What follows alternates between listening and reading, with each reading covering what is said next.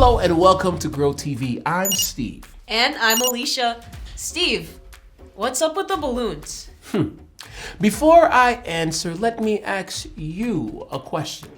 If I gave you a top secret spy mission, a mission that determined an unmoving perseverance and unrelenting faith, is there anything, and I mean anything, that would turn you away from accomplishing that mission? I guess no. I mean, definitely not. Nothing could turn me away from my mission. Then, let's play Covert Pops. You, Alicia, are a secret agent. Your mission, if you choose to accept it, is to locate the hidden spy gadget in one of these balloons. Your enemies are trying to sabotage your mission. Have your hand tied behind your back, so unfortunately you can't use your hands to covert pop these balloons. That is unfortunate. Feel like turning away from your mission? Never. Then get the covert popping, Alicia. Oh, and you have 1 minute. 1 minute? Do you want to turn away from your mission? No way. Okay, then it's time to play Covert Pops.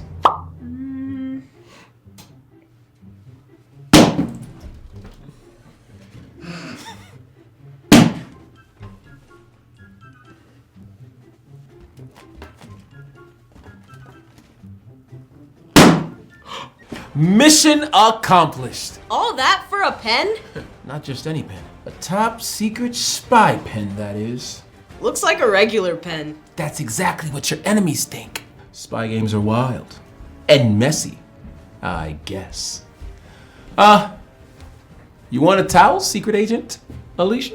Nothing would turn you away from your secret mission. That's impressive. It made me think about how difficult it is to accomplish the mission each of us have every day. What's that? Well, that's trying to follow Jesus every single moment when there is so much trying to turn us away from that very same mission. Yeah, there are a lot of influences around us that can turn us in the wrong direction, like spending too much time playing video games or being unkind to people. I hear you. It's not easy choosing to do the right thing all the time. Just like a man named Mordecai from the book of Esther. He faced a literal life and death situation and still wouldn't turn away from God. In Esther chapter 3, there was a man named Haman who worked for King Xerxes in the kingdom of Persia. Haman had a high-ranking job and he thought very highly of himself. One of those guys? For sure, one of those guys.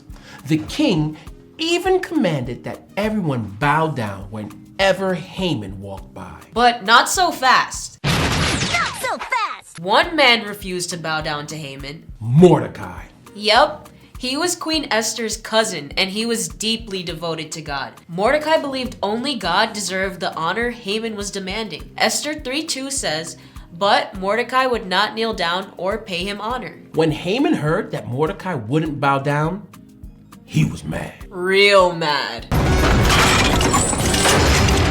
Furious even. But Haman wasn't just mad at Mordecai. He wanted revenge on all of Mordecai's people, the Jewish people. Haman came up with a terrible plan to destroy them all. That escalated quick.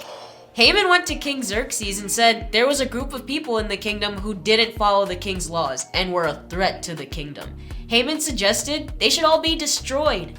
What's worse is that King Xerxes trusted Haman. So he agreed to let Haman make a law to carry out the terrible plan. The new law was announced to everyone in the kingdom. Esther 3:13 says, "Dispatches were sent by couriers to all the king's provinces with the order to destroy, kill, and annihilate all the Jews, young and old, women and children, on a single day." Mordecai, even in the middle of the dangerous situation, continued to trust God. Very impressive. Yeah, he didn't give up or turn away from God, no matter how hard things got. There are times in life when things feel scary or overwhelming, and it might be tempting to give up on doing what's right or to stop trusting God. But we can learn from Mordecai's example. Even when things seem mission impossible, we can stand firm and say, "Nothing will turn me away from God." Mordecai would not kneel down to anyone but God. Even when everyone around him was kneeling to Haman, he wouldn't do it.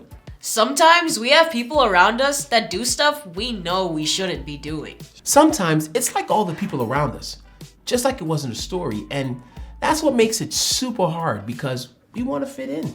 Mordecai knew that choosing to fit in and to do what everyone else was doing would mean turning away from God, and he was not going to do it. Even if it meant disobeying the law, he stood up for God. Literally. I hope I can be brave like that when I have to make similar choices. Sometimes I get worried about what people might say when I talk about Jesus openly, or I have to miss out on a few things because I made a commitment to do something at church. I've had those thoughts too. We don't want people to make fun of us or leave us out, right? For sure.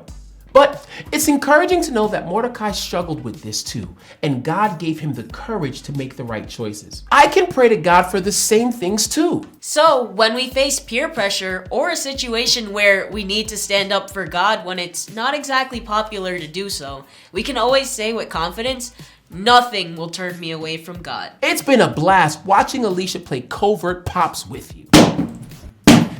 I accomplished the mission, didn't I? And it's been awesome learning about the story of Mordecai from the book of Esther. It's always good to learn and grow together. See you next time. Bye!